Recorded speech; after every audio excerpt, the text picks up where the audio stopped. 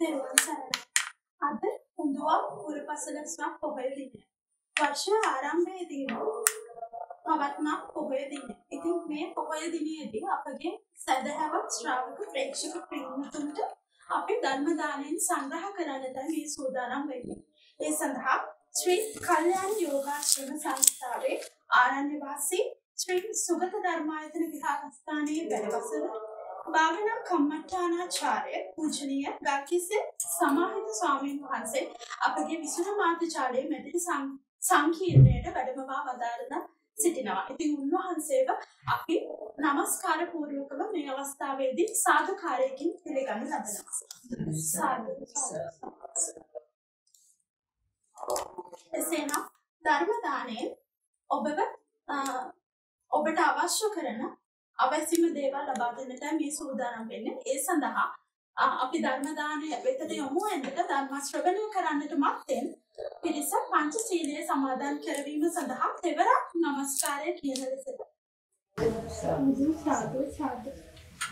නමෝ භගවතු අරහතෝ සම්මා සම්බුද්දස්ස.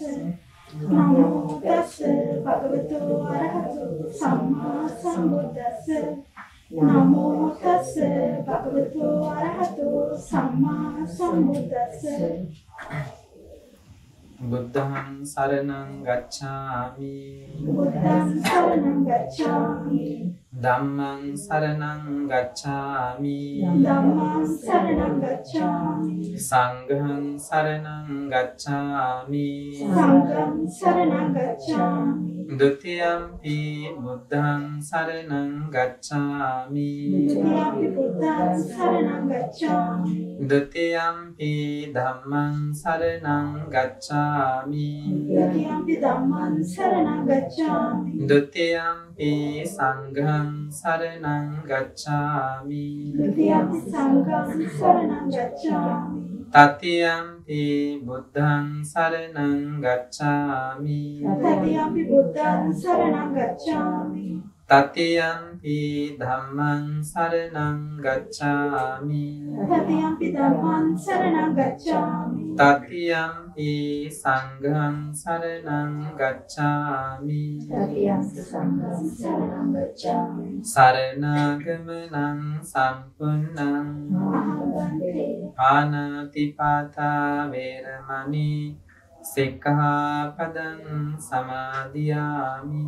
පාණාතිපාතා වේරමණී සික්ඛාපදං සමාදියාමි. අදින්නාදාන වේරමණී සික්ඛාපදං සමාදියාමි.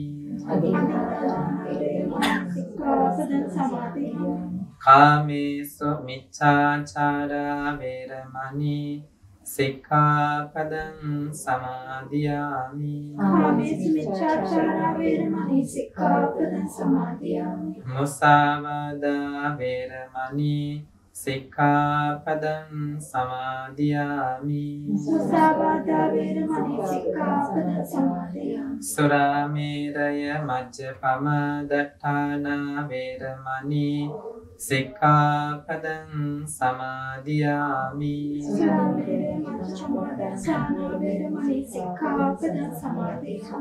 තිසරණේන සද්ධින් පංචශීලං ධම්මං සාදුකං සුරක්ඛිතං කତ୍වා ප්‍රමාදේන සම්පාදේ තබ්බං.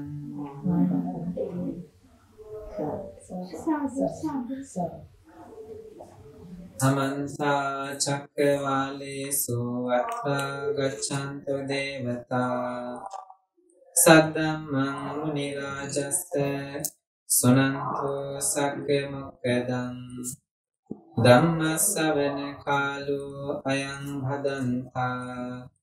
ධම්ම ශ්‍රවණ කාලෝ අයං භදන්තා. ධම්ම ශ්‍රවණ කාලෝ අයං භදන්තා. නමෝ තස්ස භගවතෝ අරහතෝ සම්මා සම්බුද්දස්ස. නමෝ තස්ස භගවතෝ අරහතෝ සම්මා සම්බුද්දස්ස. නමෝ තස්ස භගවතෝ අරහතෝ සම්මා සම්බුද්දස්ස යෝද තණ්හං පහත්වාන අනාගාරෝ පරිප්පචේ තණ්හා භව පරික්ඛීනං තමහං රූමි බ්‍රාහ්මනන්ති. ශ්‍රද්ධා බුද්ධ සම්පන්න මුණබර කාරුණික පින්වත්නි, තුන්ලෝකාග්‍ර වූ භාග්‍යවත් වූ අරිහත් වූ දස බලධාරී සර්වඥ සම්මා සම්බුදුරජාණන් වහන්සේ විසින් මහනෙල් මල් සුවඳ විහිදුවන ශ්‍රී මුඛ පද්මයෙන්ද සුදු බුදුරැස් විහිදුවන දලදාය ස්පර්ශයෙන්ද අෂ්ටාංග සමන්නාගත බ්‍රහ්මස්වරයෙන්ද මහා කරුණාවෙන් ලෝකයට දේශනා කළ අපට දේශනා කළ වටිනා උතුම් බණ පදයක් මේ සිහිපත් කරන්ට යෙදුනේ සූත්‍ර පිටකයේහි පොද්දක නිකායට අයත් ධම්මපදයේ කියන මේ ග්‍රන්ථයට අදාළව තියෙන ගාථා රත්නයක් අපි මේ මතක් කළේ. විශේෂයෙන්ම පින්වතුනි, අද මෙම විස්වර මාධ්‍යාලයේ මේ මැදිරිය තුල මේ වටිනා ධර්ම දේශනාව ඔබ හැම දිනාටම ශ්‍රවණය කරන්නට හැකි අයුරින් විකාශනය වන්නේ විශේෂ කාරණාවක් මුල් කරගෙන. ඒ තමයි අද මෙම වටිනා පුන් පොහොය දිනය මේ වර්ෂයේ ආරම්භක පොහොය හැටියට දුරුතු පොහොය දිනය වටිනා උතුම් පොහොය දිනයක් ශාසනික වශයෙන් සහ ඓතිහාසික වශයෙන් බොහෝම වැදගත්කමක් දරන වටිනා පුන් පොහොය දිනයක මේ පින්වත් ඔබ හැම දෙනාම විස්වර මාධ්‍යාලයේ මේ මැදිරියට පැමිණ සද්ධර්මයේ ශ්‍රවණය කිරීම සඳහා සූදානම් වෙන්නේ වටිනා අරමුණක් සිතේ දරාගෙන.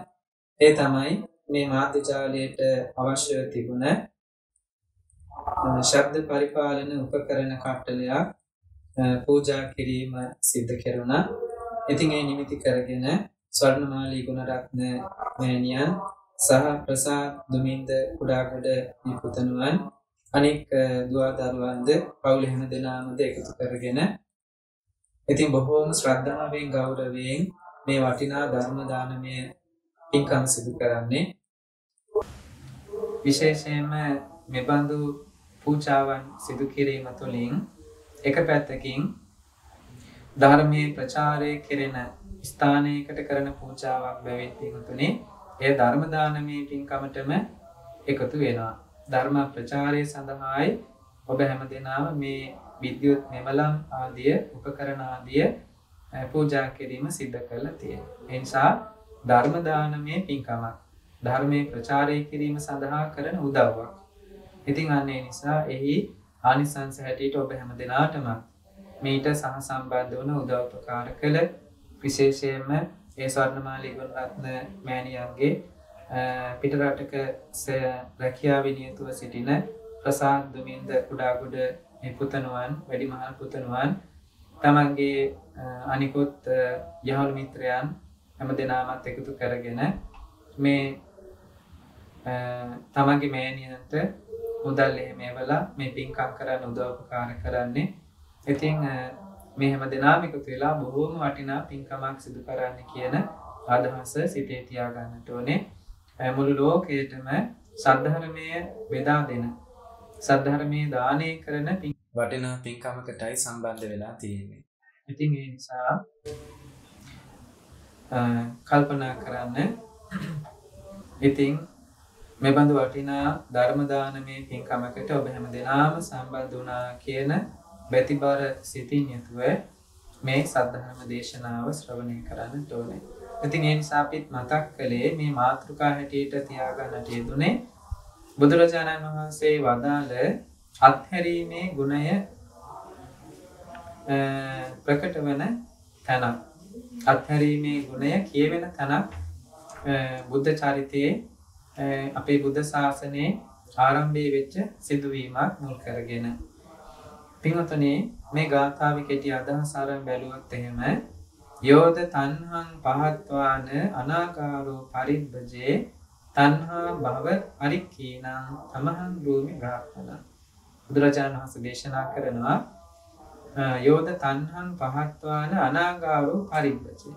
යම් කෙනෙක් තමන්ගේ සිතේ තියෙන තණ්හාව මැඩ පවත්වාගෙන යටපත් කරගෙන ඒ වගේම මේ සම්බුද්ධ ශාසනයේ පැවිදි වෙන්නත් පුළුවන් කමක් තියෙනවා නම් පැවිදි බවටත් පත් වෙලා තණ්හා භව පරික්ඛීන මේ තෘෂ්ණාව සංඛ්‍යාත නැවත නැවතත් මේ භව සංසාර ගමනට එන්න හේතු වන සියලු කෙලෙසුන් නසන්නට සමත් වේද.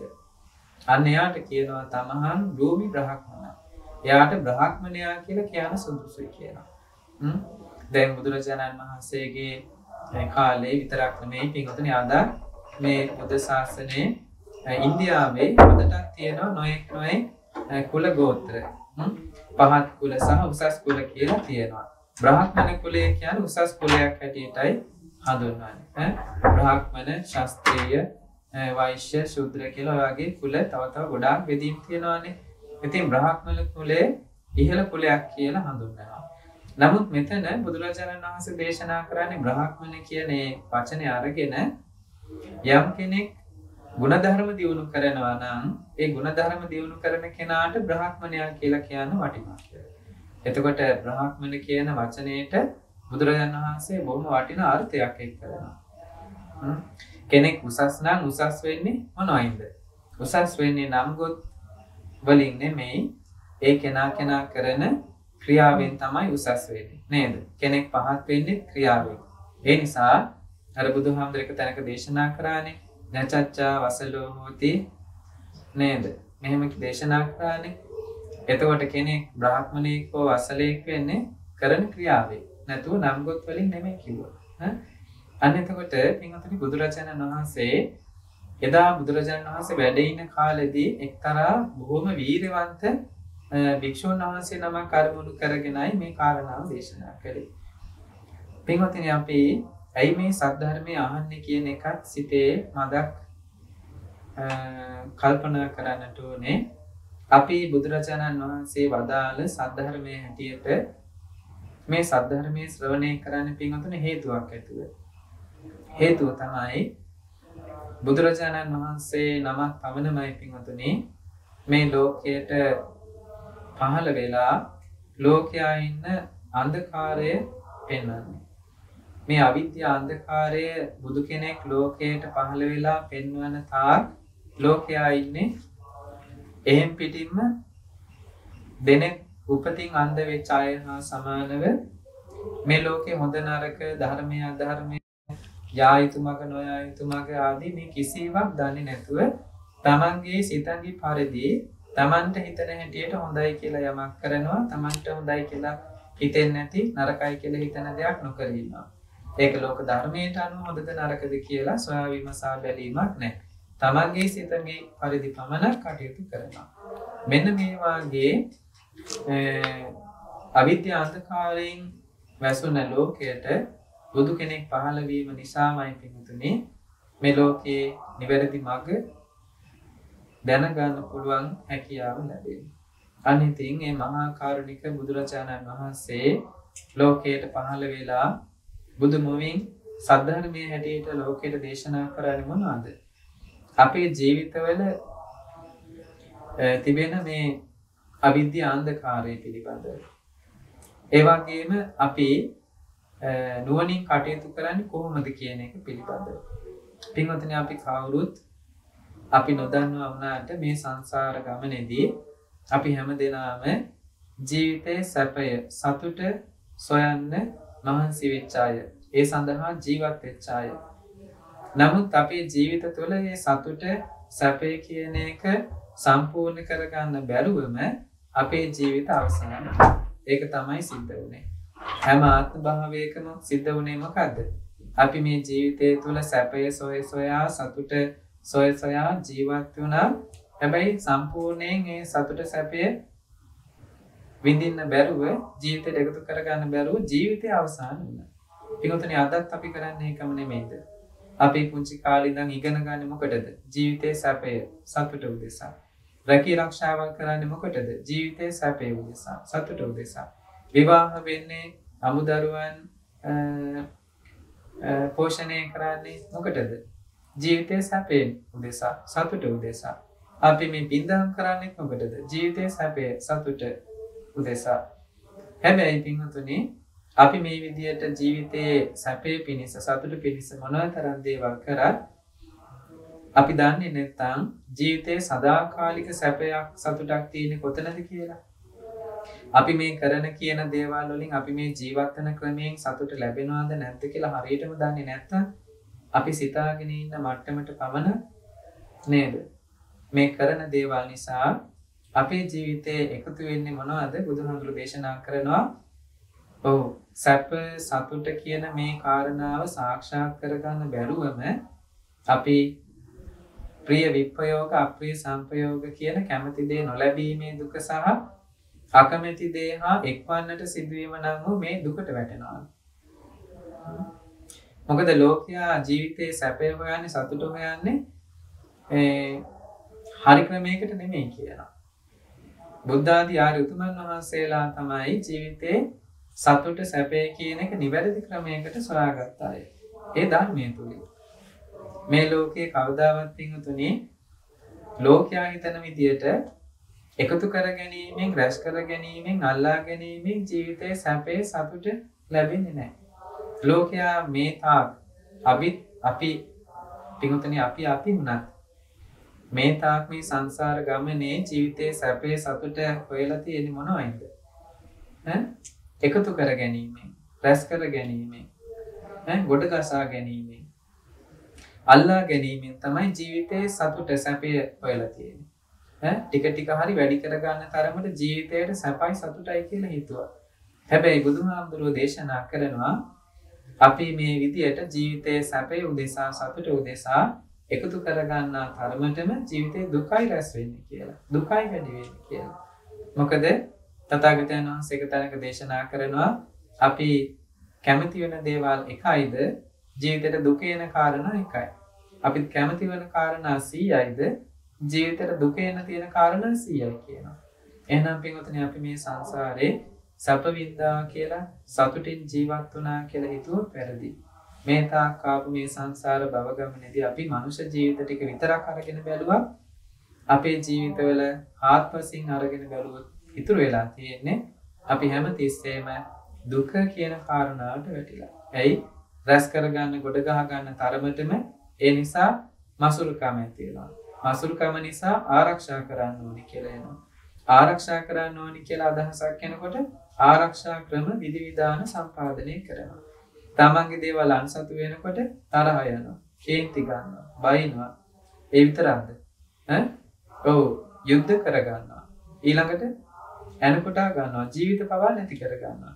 අන්සතු වෙනවට කැමති නැති නිසා තමන් සන්තක දේවල් ආරක්ෂා කරගන්න දණ්ඩා දාන, සත්තා දාන, කලහ, විග්‍රහ, තුවන්, පේසුඤ්ඤ, මුසාවාදා අනේකේ පාපක අකුසල ධර්ම සම්භවಂತಿ. මොන වෙන දේ නේ දඬු මුගුරු අතට ගන්නවා, අවියාවද අතට ගන්නවා, ගහමරා ගන්නවා, දෙපිලට බෙදිලා වාද විවාද කර ගන්නවා. ඊළඟට තුවන් පේසුඤ්ඤ මුසාවාදා තෝ කියලා නපුරු වචන කියලා බැන ගන්නවලු, කේලමුත් කියනවලු, බොරුත් කියනවලු. අනේකේ පාපක අකුසල ධම්මා සම්භවಂತಿ. නොකරන පාප කර්මයක් නැහැ කියනවා. නොඑක අනේක පාප අකුසල ධර්මයන් සිදු කර ගන්නවලු. මොකක් නිසාද? තණ්හාව මුල් කරගෙන. ඒ කියන්නේ ඔව් ජීවිතේ සැපේ උදෙසා, සතුට උදෙසා එකතු කර ගන්න ගියලා, රැස් කර ගන්න ගියලා, ගොඩ ගහ ගන්න ගියලා. බුදුහාමුදුරු දේශනා කළා ජීවිතයක සැනසීමක් තියනවා නම්, සතුටක් සැපයක් තියනවා නම් ඒ අත්හැරීමේ ගුණය තුලින්මයි කියලා. එහෙනම් ලෝකයා සැපේ හොයන ක්‍රමය අනේක, බුද්ධ ආදී ආර්ය මහෝත්තමයන් වහන්සේලා ජීවිතේ සැපේ හොයපු මාර්ගය අනේක. ලෝකයා සැපේ හොයන්නේ එකතු කර ගැනීම. බුද්ධ ආදී ආර්ය මහෝත්තමයන් වහන්සේලා ජීවිතේ සැපේ හොයාගෙන තියෙන්නේ අත්හැරීම නේද? අත්හැරීම නිසා සෝතාපන්න ඵලයටපත් වෙනවා. අත්හැරීම නිසා සකදාගාමී ඵලයටපත් වෙනවා. අත්හැරීමේ ගුණය නිසා අනාගාමී ඵලයටපත් වෙනවා. අත්හැරීමේ ගුණය නිසා අරිහත් ඵලයටපත් වෙනවා. අත්හැරීමේ ගුණය නිසා පසේ බුද්ධත්වයටපත් වෙනවා. අත්හැරීමේ ගුණය නිසා තමයි සම්මා සම්බුද්ධ රාජ්‍යයටපත් වෙන්නේ. එහෙමනම් මේ ලෝකේ සැපේම ඉන්නේ කවුද? බුදු පසේ බුදු මහරහත් කියන මේ ආර්ය මහෝත්තමයන් වහන්සේලා. උන්වහන්සේලා කොහොමද සැපයෙන් ඉන්නේ? අත්හැරීම පුරුදු කරන නිසා. එහෙනම් පින්වතුනි අපිත් අපේ ජීවිත තුළ ඒ බුදු අවදන සිතට ගන්නව නම් අපි පුහුණු කරන්නට ඕනේ මොනවද? අත්හැරීමේ ගුණය. මොකද මම මේ කාරණා මතක් කරන්නේ අද මේ ඔබ හැම දෙනාම ස්වර්ණමාලී ගුණරත්න මෑණියන්, ඒ වගේ මේ පුතණුවන්, එදුවා දරුවෝ, ඥාති හිතයිසී මේ මනුපුරු මිනිපිරියන් ඇතුළු ඒ වගේම ස්වර්ණමාලී ගුණරත්න මහත්මියගේ ආදරණීය මෑණියන් වයස්ගත වෙලා හිටියත් මේ සද්ධර්ම ශ්‍රවණය සඳහා මෙදිරියට පැමිණිලා. ඉතින් ඔබ හැමදෙනාම මේ සිදු කරලා තියෙන්නේ එකතු වෙලා මොනවද? අත්හැරීමේ ගුණයක් පුහුණු කරලා. නේද? මේ සද්ධර්ම දේශනා කරන, සද්ධර්මයේ ප්‍රචාරය කරන මාධ්‍ය ජාලයට අවශ්‍ය කරන පහසුකම් සැපයීමක් හැටියට මුදල් වියදම් කරලා ඒ අවශ්‍ය කරන උපකරණ සම්පාදනය කරලා තමන්ගේ සියතින් අත්හැරීම පුරුදු කරලා තියෙනවා. මෙන්න මේකයි පින්වතුනි අපි ජීවිතයට ගන්න තියෙන වටිනාම පාඩම. ඉතින් ඒ නිසා පින්වතුනි අපි මේ බුද්ධ ශාසනයක් තුළ ධර්මය අවබෝධ කරගන්නවා කියලා කියන වෙන දෙයක් නෙමෙයි. අපේ ජීවිත තුළ අත්හැරීමේ ගුණය පුහුණු කරන එක. බාහිර දේවල් අත්හැරීමෙන් පමණක්ම නෙමෙයි මේ සිතේ තියෙන තණ්හා, දිට්ඨි, මාන ආදී 1500ක් කියලා කියන කෙලෙස් ධර්මයන් අත්හැරීමෙන් තමයි අපිට සෝතාපන්න ආදී මාර්ගඵල නිර්වාණ ධාතුව සාක්ෂාත් කරගන්න පුළුවන්කම ලැබෙන්නේ. එතකොට මේ අත්හැරීම තියෙන්නේ බාහිරින් නෙමෙයි, ආධ්‍යාත්මයෙන් තමයි මේ අත්හැරීම සිදු වෙන්නේ. බාහිරින් අපිට පේන්නේ බඩමුට්ටු ටිකක් එහා මෙහා වෙනවා විතරක් පමණයි. හැබැයි අපි සිතේ තියෙන තණ්හාව අතහරිනවා. මසුරුකම අතහරිනවා. ද්වේෂය, ගැටීම, ඊර්ෂ්‍යාව ආදී මේ අකුසල ධර්මයන් අතහරිනවා. අන්නේ අතහැරීමෙන් සිතේ මතුවෙනවා ශ්‍රද්ධාව, විරිය, සති, සමාධි, ප්‍රඥා ආදී වටිනා ගුණ ධර්ම. ඒවා මුල් කරගෙන තමයි පින්වතුනි අපි මාර්ගඵල අවබෝධයටපත් වෙන්නේ, නිර්වාණ ධාතුව සාක්ෂාත් කරගන්නේ. පින්වතුනි බුදුරජාණන් වහන්සේගේ කාලේ බුදුරජාණන් වහන්සේ වැඩ ඉන කාලේ මුල් කාලෙදී වෙච්ච සිද්ධියක් රජගහනුවර සිටු පවුලක ජෝතිය කියලා කුමාරයෙක් උපන්නා. මේ කුමාරයා උපදිනකොටම එදා උපදින දවසේ මුළු හාත්පස එක උදේ කාලේ වුණාට විශේෂ ආලෝකයක් වැටුණලු. ඒ නිසා මේ දරුවට නම තිබ්බා ජෝතිය කියලා. ජෝතිය කියන්නේ ආලෝකයට තව නමක්. ඉතින් මේ ජෝතිය කුමාරයා මේ තරම් පින්වත් උනේ මොකක් නිසාද? මේකේ කතා කීපයක් තියෙනවා, අතීත කතා කීපයක්. අපි වෙලාවෙ හැටියට කතා කීපයක් කෙටියෙන් මතක් කරගනිමු. අපේ මේ බුද්ධ ශාසනයේ තිබෙන මහා භද්‍ර කල්පයට කල්ප 91කට කලින් විපස්සී බුද්ධ ශාසනය තිබුණා. ඒ විපස්සී බුද්ධ ශාසනයටත් පෙර ආතුව අබුද්ධෝත්පාද කාලයකදී බොහෝම ධනවත් විශාල ප්‍රමාණයෙන් ඉඩකඩම් ව්‍යාපාර තියෙන පවුලක දරුවෝ දෙන්නෙක් හිටියා, අයියා මල්ලි දෙන්නෙක්. මේගොල්ලෝ උප්පගාවක් කරගෙන ගිහිලා තියෙනවා. ඒක බොහෝම ශාස්ත්‍රීය උප්පගාවක්. අද මේ කාලේ නම් ඒ වර්ගී උක් දකින්න නැහැ කියනවා. ඒ උග්ග හොඳට මෝරලා ආවහම යටින් ඒ උග්ගහ කැපුවාම ඇතුලේ තියෙන උක් පැණි ටික ඔක්කොම බේරිලා එනවාලු. ඒ කියන්නේ මිරිකන්න කියලා ගොඩක් වෙහෙසෙන්න ඕනේ නැහැ. එතකොට වැහුම් කඩයක් තියලා ගැට ගහගෙන තමයි මේවා ප්‍රවාහනය කරන්නේ. ඉතින් දවසක් මේ මල්ලි උක් වගාව බලන්න ගියා. ගිහිල්ලා එනකොට හොඳට පැහිලා තියෙන උක් දඬු දෙකකුත් කපා ගත්තා. එකක් Tamanටයි අනිත් එක Tamanගේ අයියටයි කියලා හිතාගෙන. ඉතින් වැහුම් කඩේකින් ගැට ගහලා මේ උක් දඬු දෙකක් කරේ තියාගෙන එනකොට අතරමැද්දේදී දීර්ඝායුෂ්ක කාලයක් ඒ කාලේ පසේ බුදුරු වැඩ ඉනවා. පසේ බුදුරජාණන් වහන්සේ නමක් පිටපාති වඩිනවා උදෑසන. ඉතින් ළඟට ගිහිල්ලා අහලා බැලුවා පිටපාති දාන ලැබුණාද කියලා. එතකොට දානි ලැබිලා තිබුණේ නැහැ. උක් දණ්ඩෙන් මේ උක් පැණි ටිකක් පූජා කරන්න කැමතිද කියලා ඇහුවා. ඉතින් අර පසේ බුදුරජාණන් වහන්සේ ඒ අසල තියෙන ගහක් මුල වැඩ ඉඳියා පාත්‍රේ අල්ලගෙන. අර තරුණයා මොකද කරේ? තමන් පිනිස කියලා කපාගත්ත උක් දණ්ඩේ වැහුම් කඩේ ඇරලා උක් දණ්ඩ මෙරික උක් පැණි ටික ඔක්කොම පාත්‍රයට වැක්කෙන්න සැලැස්සුවා. පසේ බුදුරජාණන් වහන්සේ මේ උක් පැණි ටික වැළඳුවා. ඊට පස්සේ මේ සතුට හිතුණ තරුණයා මොකද කරේ? අයියා ඇහුවොත් එහෙම ඒකට මිල ගෙවනවා කියලා හිතාගෙන නැත්නම් පින් අනුමෝදන් කරනවා කියලා හිතාගෙන ඒ උද්දණ්ඩත් මිරිකලා පැණි ටික ඔක්කොම පාත්‍රයට පැක් කරෙන්න ඉඩ ඇරලා පූජා කළා. ඉතින් අර පස්සේ බුදුරජාණන් වහන්සේ මේ අයගේ මේ ශ්‍රද්ධාව කොච්චරද කියලා නුවණින් දැක්කා. තවත් ඒ ආනිසංස මහත්ඵල මහානිසංස වෙන්න කියලා හිතලා අදිෂ්ඨාන කළා. පස්සේ බුදුරජාණන් වහන්සේ වඩින ගමන ඒ අයටත් පේන්න කියලා. අහසින් දැන් මේ පස්සේ බුදුරජාණන් වහන්සේ නැවතත් පස්සේ බුදුරජාණන් වහන්සේලා වැඩි නාරායණ සේනාසනයේට අහසින් වඩිනවා. නමුත් අර තරුණයාට මේ ඔක්කොම පේනවා. ආරණ්‍ය සේනාසනයේට ගොඩ බැහැලා අනිත් පස්සේ බුදුවරු කීප නමක් ඉඳලා තියෙනවා. ඒ පස්සේ බුදුරජාණන් වහන්සේලාට ටික ටික පාත්‍ර වලට උප්පැණි වක් කරනවා. ටිකක් වක් කරනකොටම පාත්‍රේ පිරෙනවා. තව ටිකක් වක් කරනකොට පාත්‍රේ පිරෙනවා. ඉතින් පස්සේ බුදුරජාණන් වහන්සේලා විශාල ප්‍රමාණයකට උප්පැණි පූජා කෙරුණා. ඉතින් මේක දැකලා අර තරුණයා සාදුකාර දීලා බොහෝම සතුටින් පින් අනුමෝදන් වුණා. ගෙදර ගිහිල්ලා අයියටත් මේක කිව්වා. අයියගෙන් අහුවා කැමති නම් උක්දණ්ඩට මිල දෙන්නම් නැත්නම් පින් දෙන්නම් කිව්වා. ඉතින් ඒ කාලේ තිබිලා තියෙනවා මුදල් දීලා පින් අනුමෝදන් වෙන ක්‍රමයක්. ඒ කියන්නේ පින් අනුමෝදන් වෙන එක ඒ තරම් වටිනවා කියලා. අද නම් ගොඩක් දෙනා සල්ලි දීලා පවුනේ අනුමෝදන් වෙන නේද? කවුරු හරි කාට හරි ගැහුවා කිව්වොත් එහෙම නේද? කාට හරි මොකක් හරි කරදරයක් කිව්වොත් එහෙම අනේ සාදු හොඳ වැඩේ මං හිටියා නම් මොනවද මේ කරන්නේ? ඔතේ ඊට වඩා දෙයක් කරනවා කියලා එහෙමනේ කියන්නේ නේද? අද ලෝකේ ගොඩක් දෙනා මුදල් දීලා පව් අනුමෝදන් වෙනවා. ඒ කාලේ තිබිලා තියෙනවා මුදල් දීලා හරි කමන්නේ පින් අනුමෝදන් වෙනවා. මොකද ඒ තරම් පින් වල වටිනාකම දන්නවා. දුගී මගී යම් කෙනෙක් හරි බුදුරජාණන් වහන්සේ නමකට දානයක් දීලා පිනක් කරගෙන තිබුණා කියලා ආරංචි වුණොත් රජ කෙනෙකුට ඒ රජතුමා තකහණියක් අර දුගියා ළඟට ගිහිල්ලා මුදල් දීලා හරි පින් අනුමෝදන් වෙන්න උත්සාහ කරනවා. බලන්න කොච්චර පිනේ වටිනාකම දන්නවදනේ. ඉතින් අර අයියා කිව්වා අපේ උප්පාගාමි ඉස්සෙල්ලාම කොටස ඒ වාගේ උතුමෙකුට පූජා කරන්න ලැබීම කොච්චර දෙයක්ද සාදු සාදු මම පින් අනුමෝදන් වෙනවා. මට මේ පිනෙන් ඊතාමික්වන් භවයකදීම මේ සංසාර දුකින් නිදහස් වෙන නිවන් දකින්න ලැබේවා කියලා අයියා ප්‍රාර්ථනා කරා.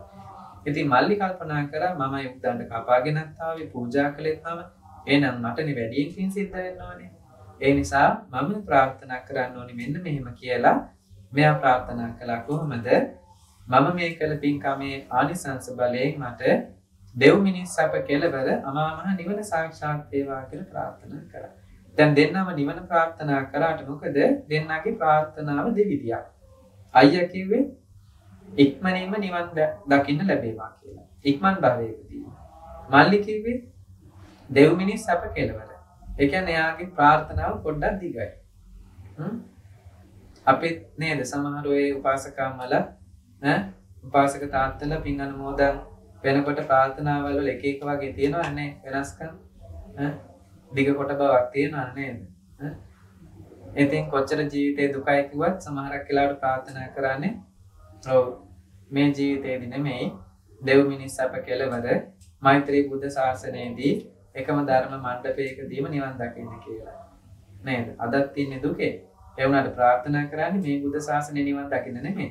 ඊළඟ බුද්ධ ශාසනය. නේද? ඒක ඥානාන්ත වැඩක්. අද දුක අවබෝධයි නම් අදම නේද දුකින් නිදහස් වෙන්න වීර කරන්න ඕනේ. ඊළඟ බුද්ධ ශාසනය නෙමෙයි නේ. බැරි වුණොත් ඉතින් ඊළඟ බුද්ධ ශාසනය හරි වීර කරන්න ඕනේ. නමුත් මේ බුද්ධ ශාසනය තියෙද්දි නේද? එහෙම ප්‍රාර්ථනා කරනකොට ඒක ඥානවන්ත ප්‍රාර්ථනාවක් නෙමෙයි. ඉතින් කොහොම හරි ඔය අයියයි මල්ලි දෙන්නවම බොහොම පින්දහම් කරමින් ජීවත් වෙලා මේ පරිලෝක ගිහිලා ඊට පස්සේ විපස්සී බුද්ධ ශාසන කාලෙදී විපස්සී බුදුරජාණන් වහන්සේ වැඩ ඉන්න ඒ නගරේ සිටු පවුලක ඉපදුනා කියනවා. අර වගේම අයියා මල්ලි හැටියට. එදා මේගොල්ලෝ කළ පින්කම ආනිසංස හැටියට මහා ධන සම්පත් තියෙන තැනක උපානේ.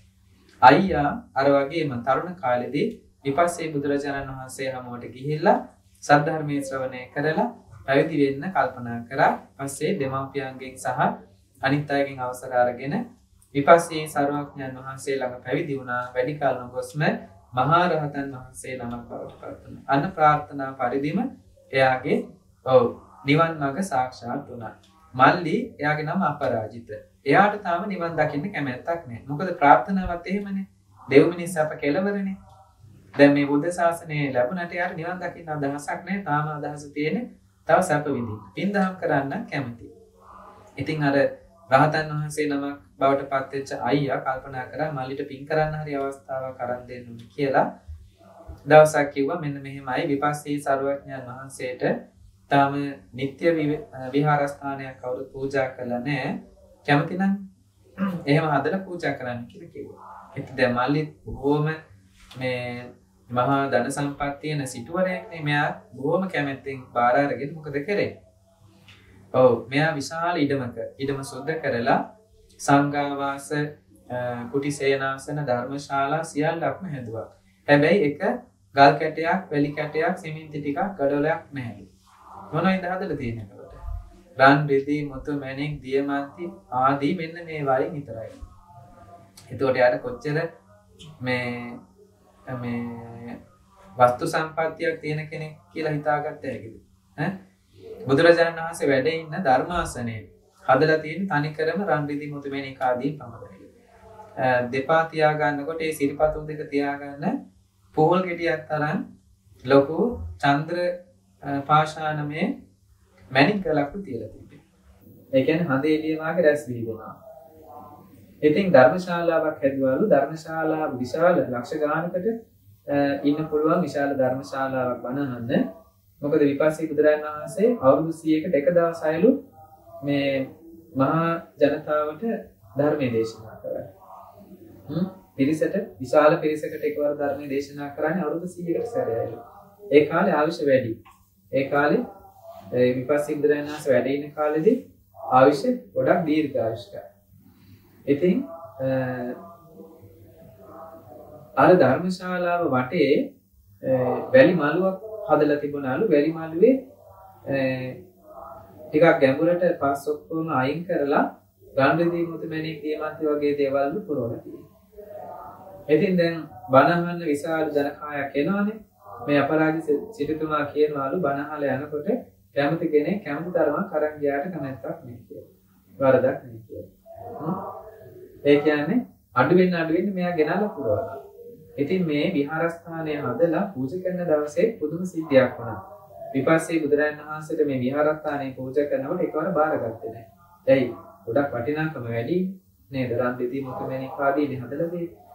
පස්සේදී අර තමන්ගේ අයියා මහරහතන් වහන්සේගේ ආරාධනාව අනුව මෙන්න මේ විදිහට තමයි විපස්සී බුදුරජාණන් වහන්සේට මේ විහාරස්ථානයේ ආරාම කුටි සේනාසනය ආරණ සේනාසනේ පූජා කිරීම සිදු කළේ. මේ තියෙන වටිනා කින දේවල් සියල්ලක්ම ආරක්ෂා කිරීම මා සතු වගකීමක් ඔබ වහන්සේ සහ මේ මහා සංඝ රත්නය හැම දිනම වහන්සේලා හරියට ආරණ සේනාසනයක ඉන්නාක් මෙන් සුවසේ වැඩහිඳින සේක්වා වැඩ වාසය කරන සේක්වා කියලා ආරාධනා කරා. අන්න එතකොට දැන් මේ හැමදේම ආරක්ෂා කරන්න බාරකාරයෙක් හැටියට එයා බාරගත්තානේ. ඒ නිසා විපස්සී බුදුරජාණන් වහන්සේ මේ ආරණ සේනාසනය විහාරස්ථානයේ බාරගත්තා. සාංගිකව පූජා කිරීම සිදු වුණා. ඉතින් විපස්සී බුදුරජාණන් වහන්සේ බණ කියනවා අවුරුදු 100කට සැරයක්. දවසක් මේ බණහල යන එක මේ වයසක මිනිස්සෙක් දැන් අපරාජිත සිටුතුමා කියලා තිබුණානේ බණහල යන ගමන් කැමති කෙනෙක් කැමති තරමක් ඔය අරන් ගියාට කමක් නැහැ කියලා. එක වයසක මිනිස්සෙක් බණ ඉවර වෙලා කටි ඔක්කොම ගියාට පස්සේ හිමීට බිමට නැමි බොහොම අමාරුවෙන් වයසයින් ඉතින් මේ නැදගෙන ඇවිල්ලා විපස්සී බුදුරජාණන් වහන්සේගේ දෙපා අල්ලලා අත ගාලා ස්පර්ශ කරලා වැඳලා දෙයනේ අර යටින් තිබුණ ඕල් ගෙඩියක් තරම් ලොකු මැණික් ගල තියෙනවානේ. ඒ මැණික් ගල හිමීට අරගෙන කරේ තියාගෙන යනවා. අච්චර අර ධර්මශාලා වටේ තියෙන වැලි මළුවේ රන්, රිදී, මුතු, මැණික් ගොඩ ගහලා තියෙදි අරන් යන්න කියලා මේ අරන් ගියේ මොකද්ද? ඔව්. බුදුරජාණන් වහන්සේගේ සිරිපතුල් තියලා තියෙන ඕල් ගෙඩියක් තරම් මැණික් ගල. ඉතින් අපරාජිත සිටුතුමා යහපැත්තේ හිටියානේ බණහගෙන බිම ඉඳගෙන මෙයාට මේක දැක්කම කේන්ති ගියා. විපස්සී බුදුරජාණන් වහන්සේ දැක්කා මේක. මේ සිත දැක්කා. දැකලා ඇහුවා රජතුමනි මේ හිත නරක වුණා නේද කියලා. එහෙමයි භාග්‍යවතුන් වහන්සේ මේ එයා ඇයි එහෙම මේ වැරදි වැඩක් කළේ කියලා.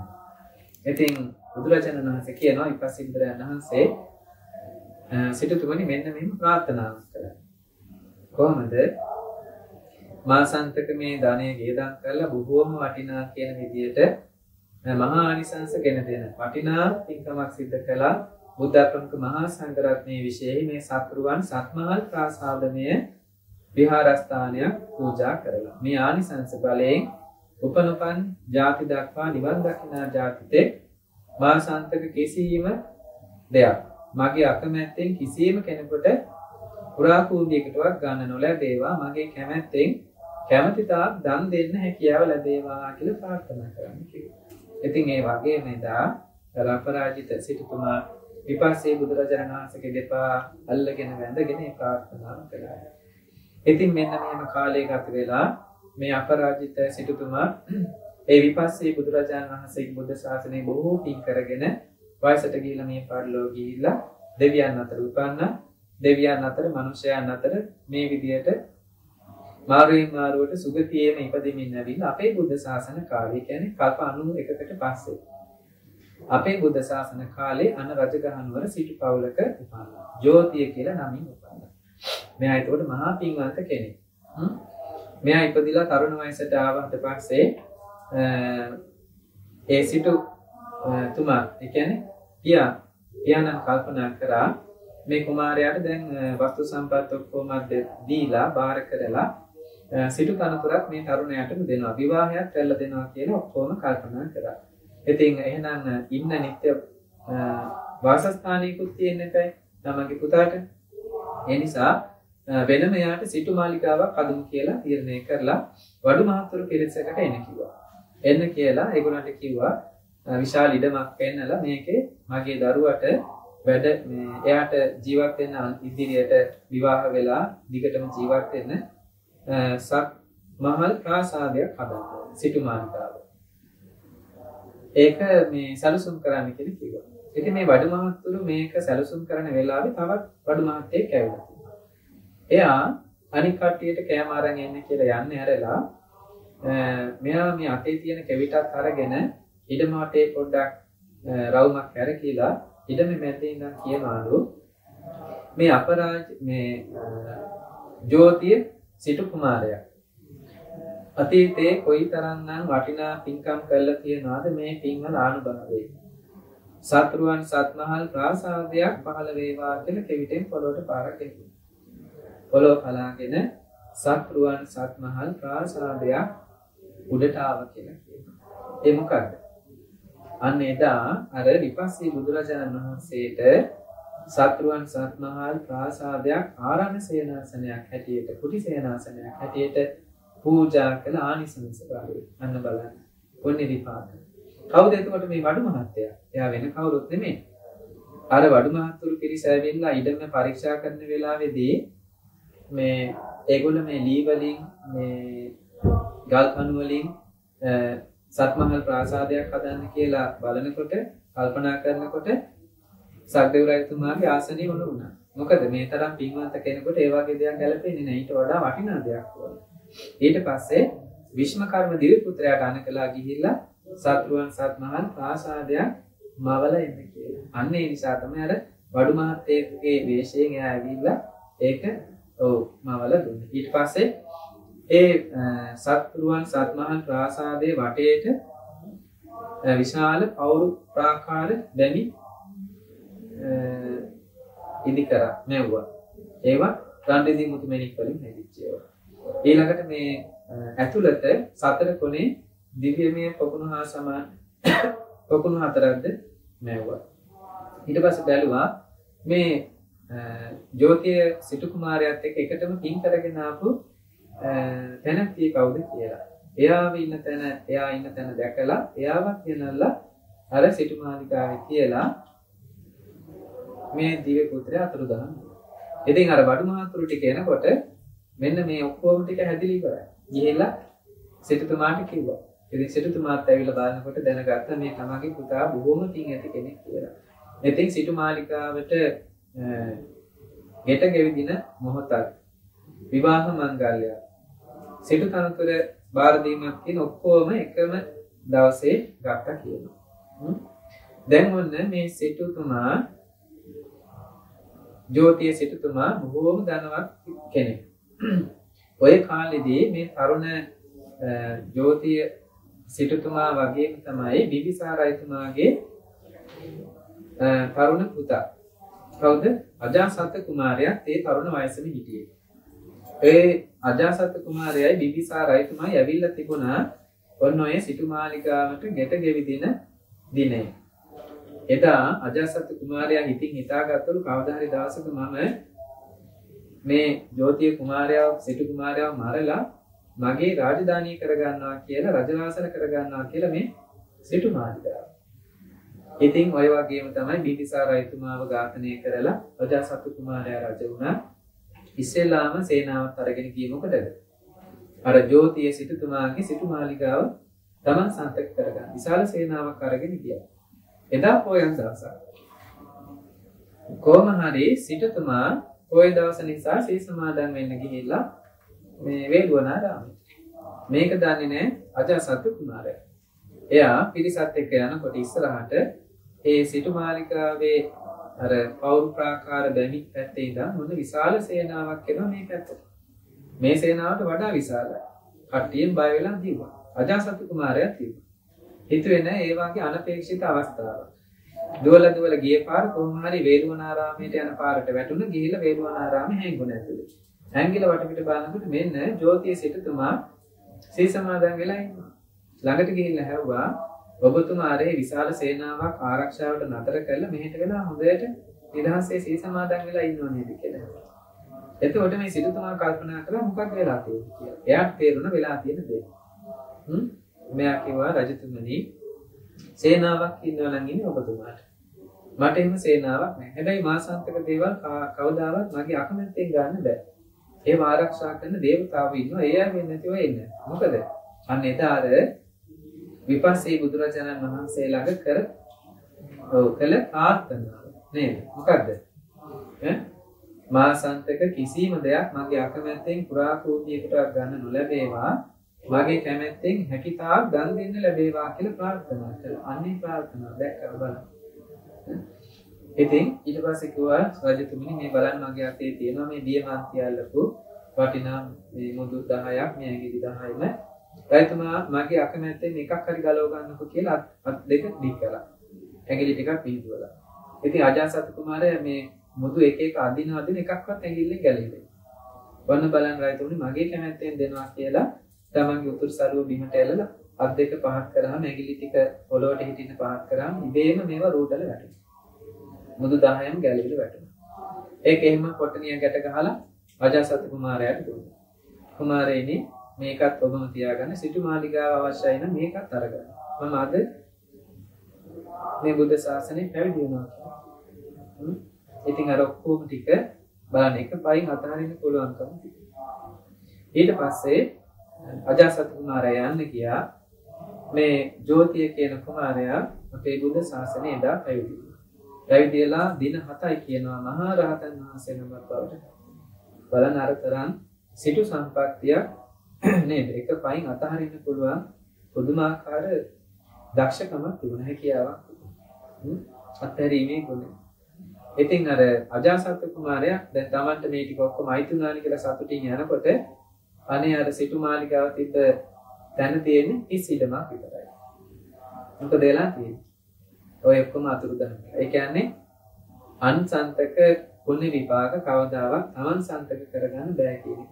Tamanට පුණ්‍ය විපාක තියෙනවා නම් තමයි ලැබෙන්නේ. අනුන්ගේ පුණ්‍ය විපාක වලට පහළ වෙච්ච වස්තු දේපල Taman සන්තක කරගන්න බෑ කවදාවත් බලහත්කාරයෙක් නන්න දැක්කා. ඉතින් බුදුරජාණන් වහන්සේ මේ ජෝතිය මහරහතන් වහන්සේගේ අතීත මේ කතා ප්‍රවෘත්ති දේශනා කරලා මහා සංඝරත්නය ධම්සභා මණ්ඩපයට කැඳවලා මේ ඔක්කොම තොරතුරු දේශනා කරලා මහා සංඝරත්නයට කියනවා මෙන්න මේ වාගේ තමයි මේ සංසාර ගමන ජයගන්නේ. යෝද තණ්හං පහක්වාන අනාගාරෝ පරිබ්බජේ තණ්හා භව පරික්ඛීන තමහං රෝමි දාන. යම් කෙනෙකුට පුළුවන් නම් මේ තෘෂ්ණා සංඛ්‍යාත සියලු කෙලෙසුන් දුරු කරලා ඒ වගේම මේ ශාසන බ්‍රහ්මචර්යා ගුණ ධර්මයන් පුරලා මේ සසර ගමන නවතාලමින් නිවන සාක්ෂාත් කරගන්න සංසාර දුකින් නිදහස් වෙන. අන්නේ වීරවන්ත කෙනාට බ්‍රාහ්මණයෙක් කියන සුදුසුයි. මොකද එයා ඒ තරම් දක්ෂයෙක්. එයා ඒ තරම් වටින කෙනෙක්. ඉතින් පින්වතුනි බුදුරජාණන් වහන්සේ මේවා අපිට අදහන්නත් එක්ක දේශනා කරලා මේ සූත්‍ර දේශනා හැටියට ත්‍රිපිටකයේ හැටියට තියෙන්නේ අපිට මේවයි ප්‍රයෝජනයක් ගන්න. නේද? මෙතනින් බුදුහාමුදුරුවෝ දේශනා කරන්නේ මොකක්ද? අර ජෝතිය සිටු කුමාරයාගේ නැත්නම් ජෝතිය මහරහතන් වහන්සේගේ අතීත ප්‍රවෘත්ති ටිකත් එක්ක ගන්නකොට මොනවද මේ කියවෙන්නේ? අත්හැරීමේ ගුණය පුහුණු කළ හැටිනේ. බලන්න පිටුතින් අපිට දැන් අපිට සමහරක් වෙලාවට රුපියල් 5000ක් වගේ යම් දෙයකට දෙනවා කියනකොට ඒ අත්හරින්න හදනකොට කොච්චර ප්‍රශ්න එනවද? මේක දුන්නොත් එහෙනම් මට අතට සල්ලි තියෙයිද? මගේ වැඩ කරගන්න සල්ලි නැති වෙයිද? මෙයාට මේ හාල් ටික දුන්නොත් එහෙම මට කන්න නැති වෙයිද? අපි යමක් දෙන්න හදනකොට අපේ හිතේ එනවා නේද ප්‍රශ්න ගොඩක්. මට තියෙයිද මට නැති වෙයිද? මොකද වෙන්නේ කියලා. බලන්නකො එතකොට අර තරම් සත්‍රුවන් සත්මහල් ප්‍රාසාදයක්. තව අනේක වස්තු දීපල. එක පයින් අතහරිනකොට කවදාවත් හිතේ මතුවලා නැහැ නේද එතන මේ. අනේ මට මේ හැමදේම නැති වෙනවානේ. මට ඉස්සරහට ලෙඩක් දුකක් හැදුනොත් එහෙම මොනවද තියෙයිද? ඒ මොකද ඒ අදහසක් ඇවිල්ලා නැහැ නේද? එක පයින් සියල්ල අතහරින්න පුළුවන්. අන්න ඒ වගේ තමයි මේ සසරට තියෙන බැඳීම් කඩා ගන්න නම් මේ වාගේ එක පයින් අතහරින්න දක්ෂ වෙන්න ඕනේ. ඒක හරි අමාරුයි. බුදුරජාණන් වහන්සේ විදර්ශනා භාවනාවේ හැටියට දේශනා කළේ මෙන්න මේක. පින්වත්නි අපි විදර්ශනා භාවනාව වඩනවා කියන්නේ භාවනා කරනවා කියන්නේ මේ ශාසනයේ මේ අත්හැරීමේ ගුණය පුහුණු කරගන්න. බාහිර යමක් අත්හරිනවා කියන එක ලේසි. හැබැයි පින්වත්නි බාහිර ලෝකයේ පිළිබඳ සිතේ තියෙන තණ්හා ආදී මේ බැඳීම් අත්හරින කීට වඩා අපිට යමක් බාහිරෙන් අතහැරලා ටික කාලයක් යනකොට ඒ අපි දුන්න දේවල් ගැන ආයෙ හිතනවා නේද? අපි සමහරක් වෙලාවට යමක් හිතන්න කොන්න පන්සලට ගිහිල්ලා මේසයක් පූජා කරනවා. ඉතින් දැන් නිකන් ඉන්න ගමනොත් මේ මේස ගැන හිතලා අනේ මම මෙහි මේසයක් පූජා කළා නේද කියලා සතුටු වෙනවා. බැරි වෙලාවක් කවුරු හරි ඇවිල්ලා කිව්වොත් එහෙම අන්න ඔයා පූජා කරපු මේසය අන්න පැත්තකට දාලා තියෙනවා. ඒකේ අඬකුත් කැඩිලා කකුලකුත් නැහැ කියලා මොකද ඒ අනේ සාදු සාදු කියලා සතුටු වෙනවා. ඒතකොට කේන්ති යනවා. නේද? මම මෙච්චර ශ්‍රද්ධාවෙන් පූජා කළා එහෙම ඕනේ කියලා නේද? එහෙම වෙන්න බෑ කියනවා. බුදුහාමුදුරුවෝ කියන්නේ එහෙමයි. යමක් පූජා කරාට පස්සේ ඒක ආරක්ෂා කරන වගකීම තියෙන භික්ෂුන් වහන්සේලා. පූජා කළ අයට පූජා කළ දේ පිළිබඳව සිතලා තමන්ගේ පූජාමේ සිත ඒ කුසල් සිත ගැන සිතලා සතුට වෙනවා විතරයි කරන්න පුළුවන්. නැවත ඒකේ අදහසක් තියෙනවා නම් අපරාධයක එහෙම කරලා තියෙන්නේ, අයි කැඩිලා තියෙන්නේ, කවුද කඩලා තියෙන්නේ, ඇයි ඒක පාවිච්චි කරන්නේ නැත්තේ, මං මෙච්චර ශ්‍රද්ධාවෙන් පූජා කරපු මේසේ නේද කියලා ඔහම මතක් වෙනකොට නැත්තම් හොරෙන් හරි ගිහිල්ලා පූජා කරපු මේසේ තියනවාද කියලා බලනකොට ඒක කැඩිලා තියෙනවා දැක්කම දුක එනවනේ නේද? එතකොට අපි අතහැරලා නැහැ මේකෙන් කියන්නේ. ඒ කියන්නේ බාහිරින් දෙයක් අත්හැරියාට මදි කියන එක. අත්හැරීම වෙන්න ඕනි කොහෙන්ද? ආධ්‍යාත්මය නේද? අත්හැරීම තියෙන්නේ ආධ්‍යාත්මය බැඳුණු දෙයක් අත්හැරීම කියන්නේ. ඒ කියන්නේ අපේ සිතේ මේ තියෙන තෘෂ්ණා සංඛ්‍යාත කෙලෙස් අත්හැරෙන්න ඕනේ. තෘෂ්ණාවයි අත්හැරෙන්න ඕනේ. බාහිරේ කොච්චර අත්හැරුණත් වැඩක්. අපි දැන් දරුවෝ එහෙම විවාහ කරලා දෙනවා. දරුවෝ විවාහ කරලා දුන්නා වුණත් ඒ දරුවෝ ගැන නිතර දුක් වෙනවා නම් ඒ කියන්නේ අත්හැරලා. දරුවන්ට වස්තු දේපල අපි බෙදලා දෙනවා. එහෙම දීලත් අපි නැවතත් ඒව හොයනවා නම් ඒවට මොනවද කළේ? ඇයි ඒව විකුණුනේ? ඇයි ඒවට එහෙම වුනේ? කියලා හොයනවා නම් දුක් වෙනවා නම් එතකොට අපි අත්හැරලාද? අත්හැරලා නැහැ. එහෙනම් අත්හැරීම කියන්නේ බාහිරින් වෙන දෙයක් නෙමෙයි. අත්හැරීම කියන්නේ ආධ්‍යාත්මයෙන් වෙන්න ඕන එකක්. ආධ්‍යාත්මයෙන් අපේ සිතේ මේ බාහිර දේවල් කෙරෙහි තියෙන බැඳීමයි අතහැරෙන්න ඕන. ඒ බැඳීම අතහැරෙනකොට කැඩෙනකොට එතනින් තමයි පින්වතුනි සංසාර බැඳීමම නැති වෙන්නේ. බුදුහාමුදුරු දේශනා කළ තියෙන මේ සංයෝජන ධර්ම කියලා. සංයෝජන ධර්ම කියලා දේශනා කරලා තියෙන මේ සසරට තියෙන මොනවා වගේ බැඳීම් ගොඩක්. සක්කාය දිට්ඨි විචිකිච්ඡා සීලපත පරාමාස කාමරාග පටික රූපරාග අරූපරාග මාන උද්ධච්ච අවිජ්ජා කියලා සංයෝජන ධර්ම 10ක් කියනවා. මෙන්න මේවා තියෙන තාක් පින්වතුනි කවදාවත් අපිට මේ සංසාර බැඳීමෙන් නිදහස් වෙන්න බැහැ නිවන් දකින්න බෑ. අපි එහෙනම් මේ බාහිර දන් දීම ආදී සිදු කරන අතරේ සිල් රැකීමක් කරන්න ඕනේ. සිල් රකින්නවා කියන්නේ ඒ අත්හැරීමේ ගුණය තමයි කරන්නේ. දන් දීමිනුත් පුරුදු කරන්නේ අත්හැරීම.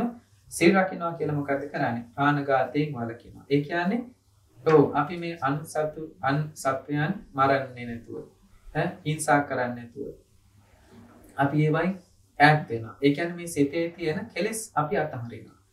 හොරකම් කරන එකෙන් වළකිනවා. ඒ කියන්නේ තෘෂ්ණා මූලික කරගෙන අපි අන්සතු දේවල් තමන්ගේ කරගන්න හදන මේ අදහස නතර කරගන්නවා. ඒත් කරන්නේ අතහැරීම. කාමයේ වර්ධව හැසිරීමෙන් වළකිනවා. බොරුව කේලම හිස් වචන පරුස වචන ආදීන් වළකිනවා. එතකොට මේ වාගේ අපි මේ සීල රකින්නවා කියන්නේ මොකද්ද? සීල රකින්නවා කියන්නේ පින්වතුනි අපි අපේ සිතේ තියෙන මේ කෙලෙස් අත්හරින එකට. එතකොට නිති පන්සිල් ආරක්ෂා කිරීම, පොහොය පෙහෙවස් සමාදන් වෙලා අට සීල ආරක්ෂා කිරීම, ඊළඟට පොහොය දස සීල් සමාදන්ව ආරක්ෂා කිරීම, ඊළඟට භික්ෂුන් වහන්සේලාගේ සාමණේර දස සීලය, ඊළඟට උපසම්පදා කෝටියක් සීලය කියන්නේ මොනවාද? මේ අත්හැරීම පුරුදු කරන්න බුදුරජාණන් වහන්සේ වදාළ මාර්ගය මේ සීල ප්‍රතිපදාව කියන්නේ අත්හැරීම පුහුණු කරන්න දේශනා කළ දෙයක්. ඊළඟට එතනින් නොනැවතී මොකද කරන්නේ? දන් දීමෙන් සීල රැකීමෙන් නොනැවතී ඊළඟට මොකද කරන්නේ? ඊළඟට කරන්නේ සමථ විපස්සනා භාවනාවන් වඩනවා. සමතේ වඩනවා කියලා මොකද්ද කරන්නේ? චිත්ත සමාධිය දියුණු කරනවා. චිත්ත සමාධිය කියන්නේ සිතේ ඔය තණ්හා පාටික ආදී මේ කෙලෙස් ධර්මයන් නීවරණ ධර්මයන් මතුවෙන නොදී මොකද කරන්නේ? මොකද කරන්නේ? සිතේ තියෙන ශ්‍රද්ධාව, විරිය, සති, සමාධි, ප්‍රඥා කියන මෙන්න මේ කුසල ධර්මයන් මතු කරගන්නවා. එතකොට සමාධි භාවනා, චිත්ත භාවනා වඩනකොට මොකද වෙන්නේ? සිතේ තියෙන තණ්හාව, කාමච්ඡන්දය අඩු වෙනවා. පටිඝය, ද්වේෂය අඩු වෙනවා. තීන මිද්ද, අලස දුබලකම් අඩු වෙනවා. ඊළඟට විචිකිච්ඡා, සැක සංකා නැති වෙනවා. මෙන්න මේ වාගේ නීවරණ ධර්ම. කාමච්ඡන්ද, ව්‍යාපාද, තීන මිද්ද, උද්ධච්ච, කුක්කුච්ච, විචිකිච්ඡා. මේ අකුසල ධර්මයන්. මේ අකුසල ධර්මයන් සිතෙන් දුරු වෙලා කුසල ධර්මයන් මතිනවා. ශ්‍රද්ධා, විරිය, සති, සමාධි, ප්‍රඥා. එතකොට මොකක්ද වෙන්නේ? අර අකුසල ධර්මතා හිතින් අතහැරිලා චිත්ත සමාධිය. ඊළඟට විදර්ශනා භාවනා කරනවා. කොහොමද? මේ ලෝකේ තියෙන ක්ෂණයක් පාසා කැඩෙන බිඳෙන අනිත්‍ය ස්වභාවය නුවණින් දකිනවා. ඊළඟට එහෙම කැඩෙන බිඳෙන අනිත්‍ය ස්වභාවයේ තියෙනවා නම් එතන තියෙන්නේ මොනවද? එතන තියෙන්නේ කවදාවත් එකක් හැටියට සැප විඳින්න පුළුවන් කෙනෙක් හෝ දෙයක් නැති බව නේද කියලා නුවණින් දකිනවා. ඒකට කියනවා දුක්ඛ ලක්ෂණය කියලා. ඊළඟට යම් කෙනෙක් හෝ යම් දෙයක් හෝ නිතර නිතර වෙනස් වෙනවා නම් කැඩෙනවා බිඳෙනවා නම් ඒ බඳු දේවල් තුලින් කවදාවත් සැප විඳින්න පුළුවන් කමකුත් නැහැ. සහ මේ ලෝකේ නිට්ටය වූ කෙනෙක් හෝ නිට්ටය වූ දෙයක් තියෙනවා කියන්නත් බෑ කියලා අනාත්ම ලක්ෂණයට පුහුණු කරනවා. මෙන්න මේ විදිහට අනිත්‍ය දුක්ඛ අනාත්ම අසුභ අසාර ආදී මේ ධර්මතා නුවණින් මෙනෙහි කරනකොට මොකද වෙන්නේ? තවත් මේ සිතේ බාහිර ලෝකයේ කෙරෙහි තියෙන බැඳීම් අඩු වෙනවා. මොනවද බාහිර ලෝකය කියන්නේ? ගෙවල් දොරවල්, ඉඩකඩම්, යාන වාහන, මිල මුදල්, රන් රිදී මුතුමැණි, හරක බාන, වතු පිටි, ඊළඟට අම්මා තාත්තා, ස්වාමි පුරුෂයා, භාර්යාව, දුව දරුවෝ, ඥාති හිතයිෂීන් නේද? මේ හැම දෙයක්ම මේ සචේතනික සහ අචේතනික කියන සියලුම දේවල් කෙරෙහි තියෙන සියලු බැඳීම් සිතේ අතහැරෙනවා. අන්නේ විදර්ශනා භාවනාවෙන් නුවණින් දකිනකොට මේ ලෝකය කියන්නේ සචේතනික වුණත් අචේතනික වුණත් සත්වයන් හැටියට ගත්තත් සත්ව නොවන අචේතනික දේවල් හැටියට ගත්තත් මොනවද තියෙන්නේ? ලුජ්ජති පලුජ්ජති ලෝකෝ කැඩිලා බිඳිලා යන දේවල්. ඇයි වෙනස් වෙන ධර්මතාවය මේ හැම තැනකම තියෙන. අනිත්‍ය ධර්මතාවය, දුක්ඛ ධර්මතාවය, අනාත්ම ධර්මතාවය තියෙන. ඉතින් මෙන්න මේ විදිහට නුවණින් දකිනකොට මොකද වෙන්නේ? මේ ලෝකේ යම් තැනකට තණ්හාවෙන් බැඳුනොත් ලැබෙන්නේ දුක නේද කියලා දකිනවා. දරුවන් කෙරෙහි තණ්හාවෙන් බැඳුනොත් දරුවන් ලෙඩ වෙනකොට, දරුවන්ට කරදර වෙනකොට, මැරෙනකොට දුකයි. දෙමාපියන් කෙරෙහි තණ්හාවෙන් බැඳෙනකොට, දෙමාපියන්ට කරදරයක් වෙනකොට දුකයි. තමන්ගේ ස්වාමි පුරුෂයා භාර්යාව කෙරෙහි තණ්හාවෙන් බැඳෙනකොට, ඒ අයට කරදරයක් වුණොත් දුකයි. ගෙවල් දොරවල් වලට තණ්හාවෙන් බැඳෙනකොට, ඒවා කැඩිලා බිඳලා යද්දී දුකයි. රන් රිදී මුතුමැණික් ආදියට තණ්හා කරනකොට, බැඳෙනකොට, ඒව නැති වෙනකොට දුකයි. නේද? එහෙනම් මේ ලෝකේ යම් තැනකට තණ්හාවෙන් බැඳුනොත් මොනවද හම්බෙන්නේ? දුක්ඛං අරිය සත්‍යං. ඇඬීම්, මැලපීම්, ශෝක, පරිදේව, දුක්ඛ දෝමනස් ආදී මෙන්න මේවා. ප්‍රිය විප්‍රයෝග, අප්‍රිය සංප්‍රයෝග දුක. අනේ නිසා පින්වතුනි බුදුරජාණන් වහන්සේ අපිට දේශනා කළේ හැමතිස්සෙම අත්හැරීමේ ගුණය පුහුණු කරන්න. අපි දන් දීමෙන්, සීල රැකීමෙන්, සමත භාවනා, චිත්ත භාවනා වැඩිමෙන් සහ විදර්ශනා භාවනා වැඩිමෙන් ආදී කොට හැමතිස්සෙම මේ අත්හැරීමේ ගුණය පුහුණු කරන්නට ඕනේ. සිතේ තියෙන තණ්හා, ditthිමාන ආදී මේ කෙලෙස් ධර්මයන් ටික හරි අත්හරින්න පුරුදු වෙනවා. මේ අත්හැරීම නිසා අපිට යම් දවසක මේ ලෝකයේ කෙරෙහි තියෙන සියලුම බැඳීම් කඩාගෙන සියලු සංයෝජන ධර්මයන් බිඳගෙන සෝතාපන්න, සකදාගාමි, අනාගාමි, අරිහත් කියන මාර්ගඵල ප්‍රතිවේදයටපත් සියලු සංසාර දුකින් නිදහස් වෙලා නිවන් දකින්න ලැබෙනවා. ඉතින් ඒ නිසා අපි මෙන්න මේ කාරණා ටික මතක් කරේ ඔබ හැමදෙනාම මේ සිදු කළ පින්කම හා සම්බන්ධවද අරමුණු කරගෙන බුදුරජාණන් වහන්සේ අපට දේශනා කළ අත්හැරීමේ ගුණය කොයි වගේද කියන එක ටිකක් විස්තර කරගන්නත් එක්ක පින්වතුනි අපි නිතරම බලන්නට ඕනේ අපිට ජීවිතේ එකතු කර ගැනීමෙන් නෙමෙයි සැප ලැබෙන්නේ අත්හැරීම නිසා කියලා. අත්හැරීමෙන් තමයි අපිට හැමතිස්සෙම ජීවිතේට සතුටක් තියෙන්නේ, සැනසීමක් තියෙන්නේ. නිවන් සැප ලැබෙන්නේ අත්හැරීම තුළින්. මේ ලෝකේ සංසාර දුක ලැබිලා තියෙන්නේ, අපි සංසාර දුකට වැටිලා තියෙන්නේම අල්ලා ගැනීම නිසා වේ. ඒ වගේම තමයි අපි පුංචි කාරණා මතක් කරන්න පිටුතනේ අපිට එක ස්වාමීන් වහන්සේ නමක් දවසක් කියපු කතාවක්. ඒ ස්වාමීන් වහන්සේ බණ කියලා ප්‍රසිද්ධ වෙච්ච හාමුදුර කෙනෙක් නිසා දවසක් එක කාන්තාවක් තමගේ දරුවොත් එක්ක ඇවිල්ලා කියපු කතාවක්. ඒ තරුණ කාන්තාවට සාම්පුරුෂයාගෙන් මේ කරදර ඇවිල්ලා පස්සේදී ඒ සාම්පුරුෂයාගෙන් අයින් වෙලා කොහොම හරි රැකියාවක්, පුද්ගලික ආයතනයක රැකියාවක් කරගෙන ජීවත් වෙනකොට ඒ දරුවන්ගේ අසනීපකම් නිසා, ඒ වැඩ නිසා ණයට මුදල් ගන්න සිදු වෙලා පස්සේ බලනකොට ලක්ෂ 1.5ක් විතර ඒ ණයට පොලියට අරගෙන මුදල් එකතුලා එයාට ඒව ගෙවා ගන්නත් බැරුව ගෙවල් වලත් එයාවට අයගෙනුත් ණය දීපු අය ඇවිල්ලා කරදර කළ නොයෙක් ප්‍රශ්න වෙලා පස්සේදී මේකෙන් බේරෙන්න විදියක් නැතුව ඒකෙන් පිටක් හොයන්න කියලා එයාගේ එකට රැකියාව කරන යෙහෙලියකට මේක කිව්වාම එයා යෝජනා කළ තියෙන මොකද්ද?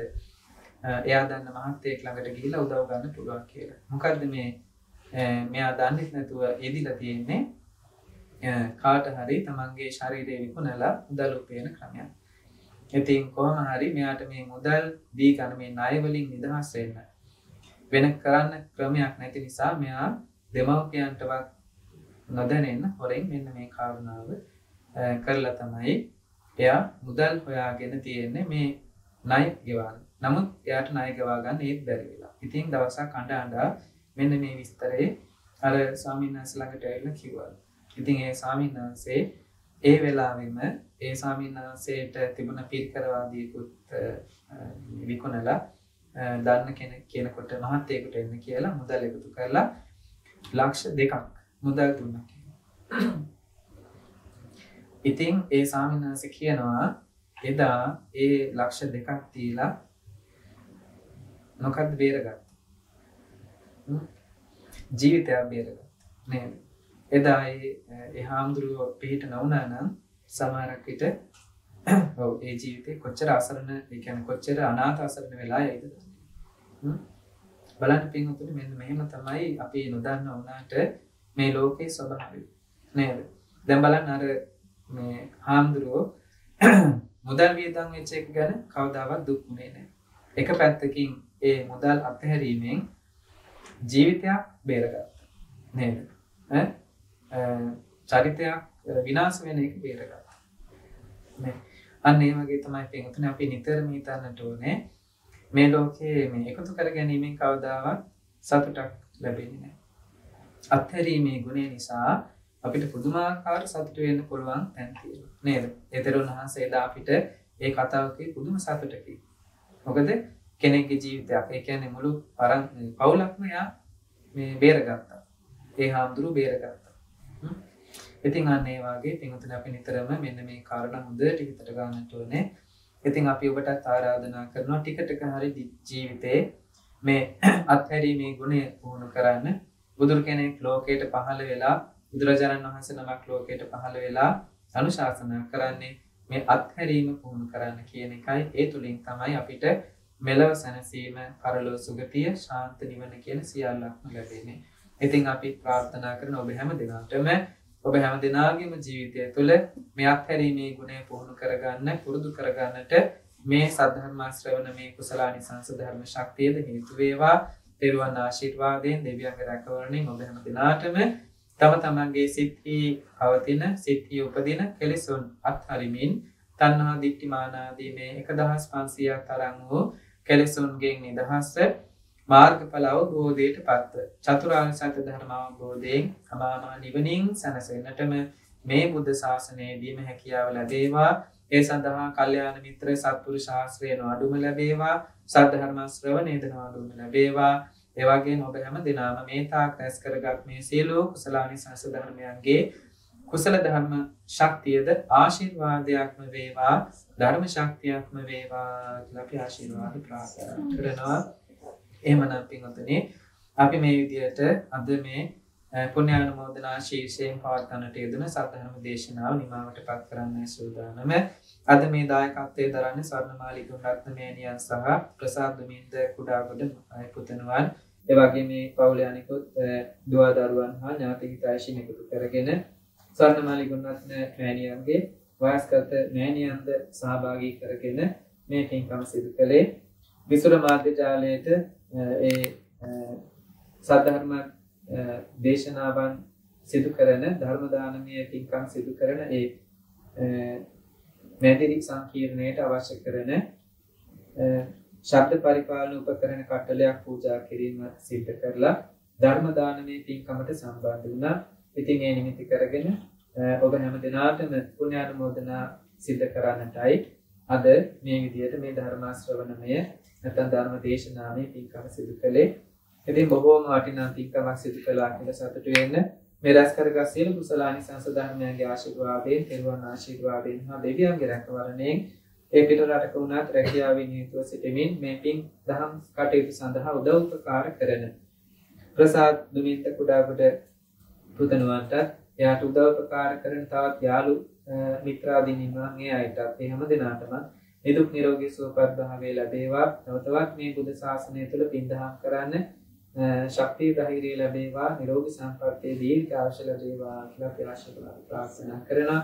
කරගෙන යන රැකී ආරක්ෂා කටයුතු මුදින් දියුණු කරගෙන වටිනා සත්පුරුෂ ජීවිතයක් ගත කරන්නට මේ සිල් ආශිර්වාදයන් හේතු වාසනා වේවා කියලා අපි ආශිර්වාද ප්‍රාර්ථනා කරමු. ඒ වගේම ස්වර්ණමාලි ගුණරත්න මෑණියන්ට අනිකුත් දුව පුතාලා හැම දිනාටම මේ සම්බන්ධ වෙච්ච ඥාති හිතයිෂී ඔබ හැම දිනාටම අපි ආශිර්වාද ප්‍රාර්ථනා කරනවා. තෙරුවන් ආශිර්වාදයෙන් හා මේ සද්ධර්ම ශ්‍රවණ මේ කුසලානිසංස ධර්ම බලයෙන් නිදුක් නිරෝගී සුවපත් භාවයේ චිර ජීවනයේ සැලසේවා. ඒ වගේම ඔබ හැම දිනාගේම සියලු සිතුම් පැතුම් සම්‍යක් ප්‍රාර්ථනා සඵලමත් වේවා. තවතවත් මේ සම්බුද්ධ ශාසනයේ පිහිට ආධාර කරගෙන මහා සංඝරත්නයේ ආශිර්වාද මැද අනේක පින්දහම් කටයුතු කරන්නට ඔබ හැම දිනාටම ශක්තිය ධෛර්යය ලැබේවා කියලා ආශිර්වාද ප්‍රාර්ථනා කරන අතර මේ වයෝවෘද්ධ තත්වයේ සිටින මෑණියන්ටත් අපි ආශිර්වාද කරමු. නිදුක් නිරෝගී බව ලැබේවා. තවතවත් පින්දහම් කරගන්න පින්දහම් වලට අතහිත දෙන්නට සම්බන්ධ වෙන්නට ශක්තිය ලැබේවා. එතුමියටද මේ උතුම් පුණ්‍ය ධර්මයන්ගේ ආශිර්වාදයෙන් නිරෝගී සම්පන්නියම ලැබේවා. දීර්ඝායුෂ ලැබේවා කියලා ආශිර්වාද ප්‍රාර්ථනා කරමු. ඒ වගේම මේ විසුර මාධ්‍ය ජාලයේ නිර්මාතෘ ශ්‍රී සුගත ධර්මායතන විහාරස්ථානයේ විහාරාධිපති අතිපූජනීය මොරකැටියාරේ සුමනනන්ද නායක ස්වාමීන් වහන්සේටත් නිදුක් නිරෝගී සුවපත් භාවය ලැබේවා.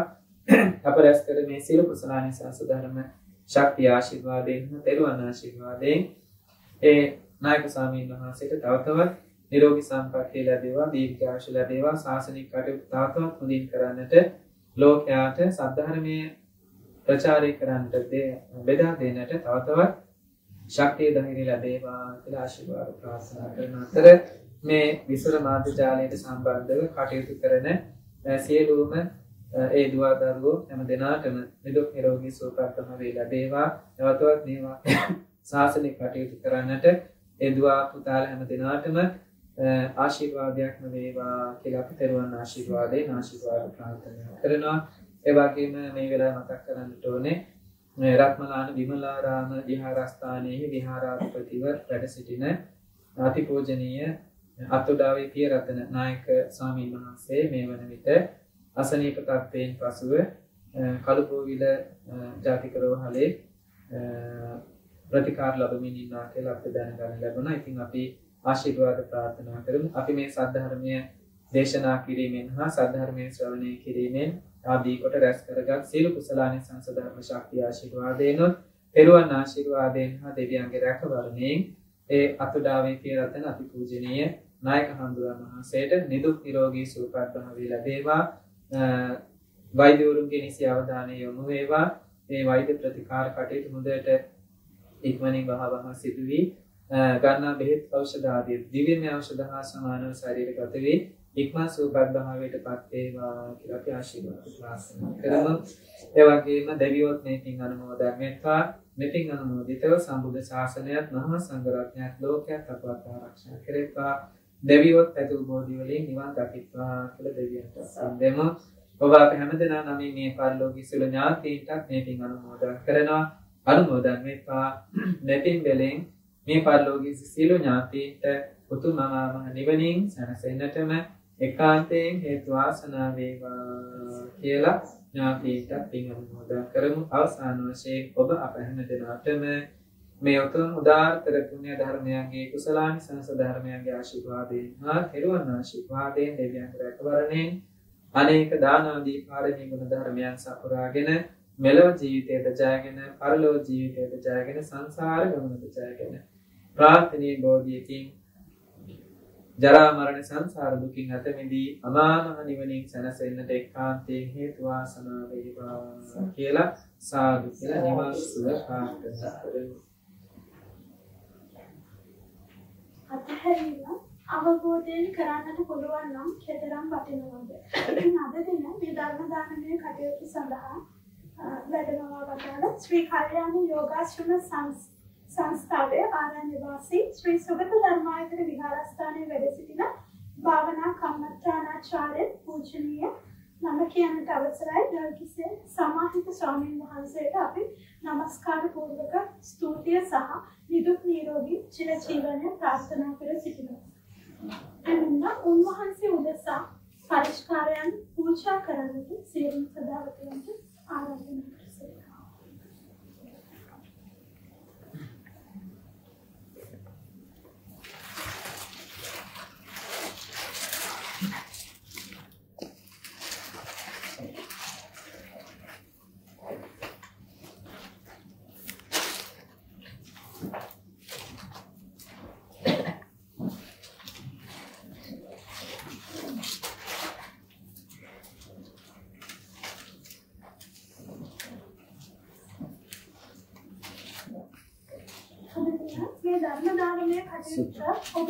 මහා සංඝරත්නයේ පූජා කරන පූජා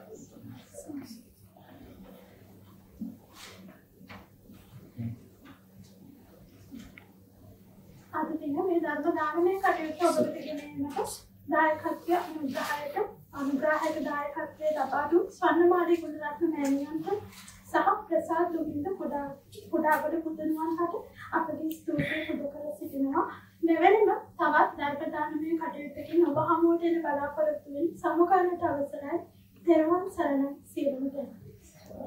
ආකාසට්ටා ච බුම්මට්ටා දේවා නාග මහිද්దికා පුඤ්ඤන්තං අනුමෝදිත්වා චිරං රක්ඛන්තු ශාසනං.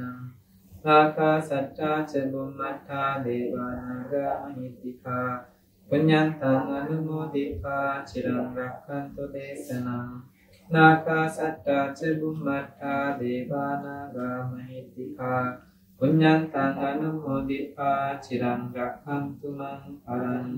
චිරං රක්ඛන්තු තං සදාති අභිවාදන සීලිස්ස නිච්ඡං උද්ධාපචායිනෝ චත්තාරෝ ධම්මා වද්දන්ති ආයුවන්නෝ සුඛං බලං ආයුරාෝග්‍ය සම්පatti සග්ග සම්පatti මේවච අතෝ නිබ්බාන සම්පatti ඉමිනාතේ සමිච්ඡතු